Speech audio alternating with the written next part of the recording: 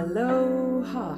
It is Joelle C. Shah, your local Oahu realtor, and I want to talk with you today about 5 things that you didn't know about the Hawaiian Islands. The first thing I would want to make sure people are aware of is that the state of Hawaii is different than any other state in the nation in that we have a royal palace and we had a Hawaiian monarchy prior to the annexation. In 1893, the last reigning monarch of the Hawaiian Islands, Queen Liliuokalani, essentially had a coup staged against her by a group of European businessmen, and with the help of a contingent from the US Marines, overthrew the Hawaiian monarch.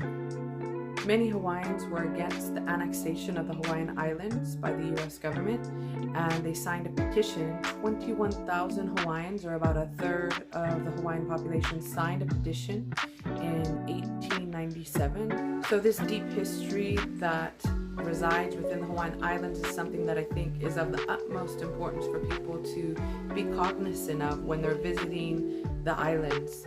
So the second thing that's interesting about our state is that we are one of 3 states in the nation to produce coffee for commercial use. California, Puerto Rico, and Hawaii. Well, Puerto Rico is a territory. Most of the states in our nation are not suitable for growing coffee. Coffee was first introduced to the Hawaiian Islands in 1893. Chef Boki, who served as a royal governor to Oahu, was the one who actually first brought it over on a ship. He had gone on a trip over to England. It was a diplomatic trip. The King of England had just passed away, and on his way back, he stopped by Brazil and took a clipping with him back to the islands. He first started to have it propagated on Oahu, and then in 1828, a missionary took a clipping from Oahu to the big island, to Kona. And here is where you have Kona coffee. As it turns out, the climate and the soil, the volcanic soil of Kona, actually is an ideal condition for coffee to be grown in. The next interesting thing to know is that Mauna Kea is the largest mountain in the world, and it's out here on the Hawaiian Islands. However, over half of its height is actually underwater. The Hawaiian Islands is a chain of islands formed over thousands of years by volcanic activity, eruption. Mauna Kea, when you measure from the top of the sea to the point of the mountain, you're looking at about 2.6 miles. From the base of the mountain to sea level, so underwater, is about 3.6 miles. So from the base of Mauna Kea to the peak of the mountain, you're looking at about 33,501 feet in total distance.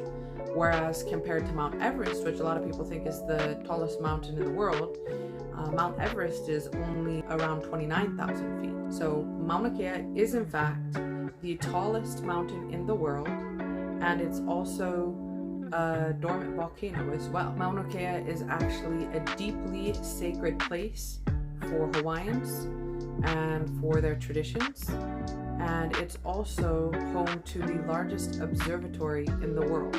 Observatory for gazing at stars, that is. Mauna Kea is actually home to the largest observatory for infrared, submillimeter, and optical astronomy. There are 13 telescopes on top of Mauna Kea, and there are teams of researchers from 11 different countries who utilize this observatory. The word Mauna Kea actually means white mountain in Hawaiian, and it gets this name from the seasonal snow that will show up on the cap of the mountain. On Molokai, which is the 5th largest island of the Hawaiian island chain, there used to be a leper colony. The leper colony on Molokai was actually on the Kalaupapa Peninsula, and you can actually go and tour the leper colony. That's where patients were torn from their homes if they were found to have the disease, brought to the island, and left without any hope for treatment.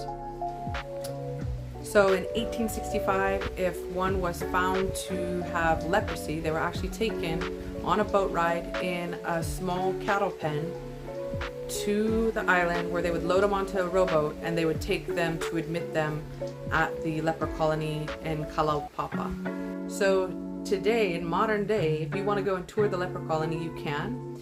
You can actually ride a donkey down into the valley, or you can walk.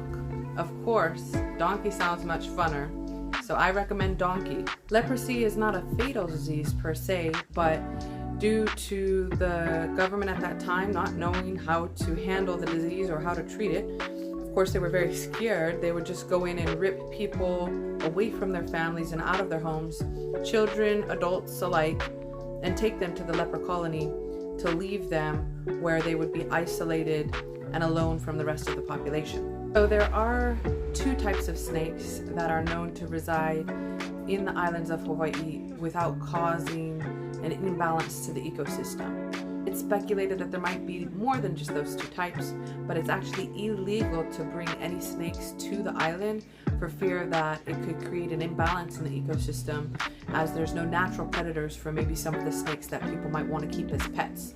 If one of those got away and got loose and out into the wild, it might create a situation where it's eating birds that are endemic.